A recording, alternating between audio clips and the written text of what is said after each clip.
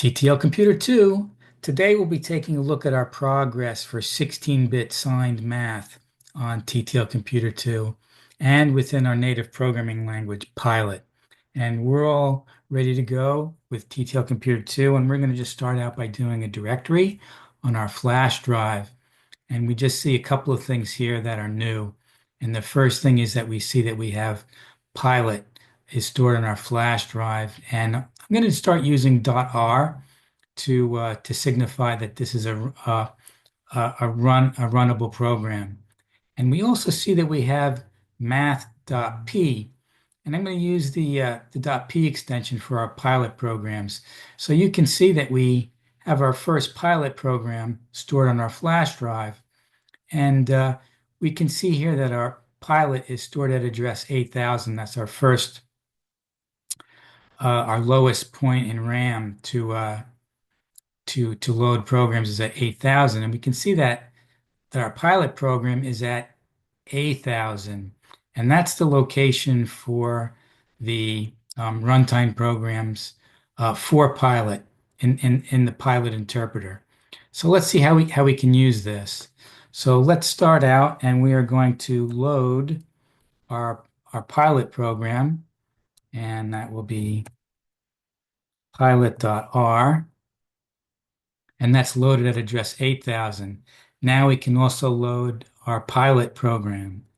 Load again from our flash drive, and this is math.p, and that is loaded at 8000. Okay, so both of those are loaded into memory, and we are ready to go 8000 to start Pilot. Now we can see we have something here that's new. Pilot is asking us if we want to do a cold start or a warm start. So if we wanted to start clean, we would do cold.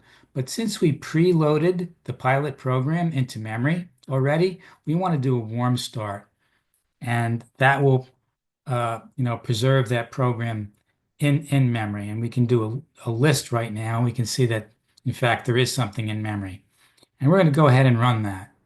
Okay, so this is just a sample program that I use to help prove out the 16-bit signed math in TTL Computer 2 and in Pilot.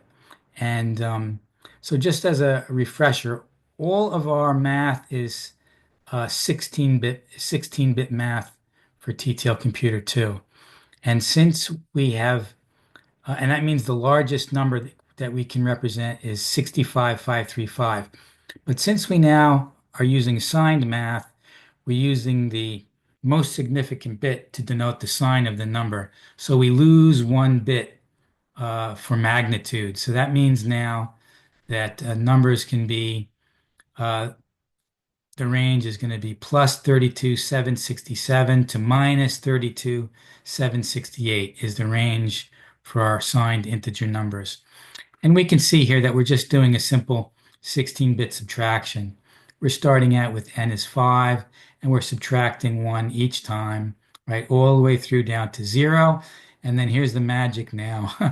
This is the new thing, right? We can do negative numbers by subtracting 1, minus 2, minus 3, minus 4, all the way up to minus 5. So that's just demonstrating our 16-bit sign subtraction. And let's go on. All right, now we're doing 16-bit signed multiplication. And we can see we're just starting out again with, 5 squared, and 5 times 5 is 25. And since the numbers are both negative, right, the resultant sign is plus 25, right? 4 squared minus 4 squared is 16. 3 squared, 9. 2 squared, 4.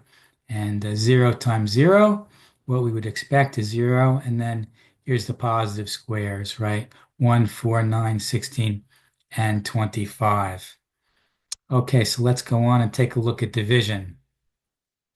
All right, so now we're taking a look at 16-bit signed division, and we have 100 divided by minus 5, minus 20, with the remainder of 0, right? 100 divided by minus 4, minus 25, remainder 0. 100 divided by minus 3 is 33 with a remainder of 1, right? And we see the rest of those numbers here. Now we see that we have a problem here. We're not we're not doing anything to show the division, an error for division by zero. So that's something I'll probably have to add, I guess, some ability to denote that. But this is obviously not a good. This is not a good division, right? We don't divide by zero. That's infinite. That's in infinite infinity, I guess, or undefined. But that's not good. All right, and then 100 divided by 1 is 100, remainder 0. 100 divided by 2, 50, remainder 0. 100 by 3 is 33, remainder 0. And we can see that that's working as expected. Okay, so now comparisons. You think that that might be a little bit easy to do, but we had to do also something special for our comparisons. And let's do minus 100 and compare that to 100.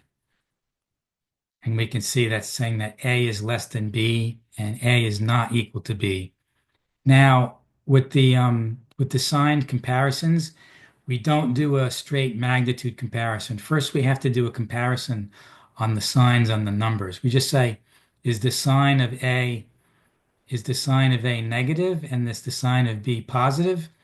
Then A is less than B.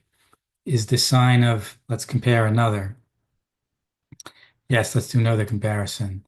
Let's do 100 this time, and B is minus 100, right? And we start out, we never really compare the magnitudes.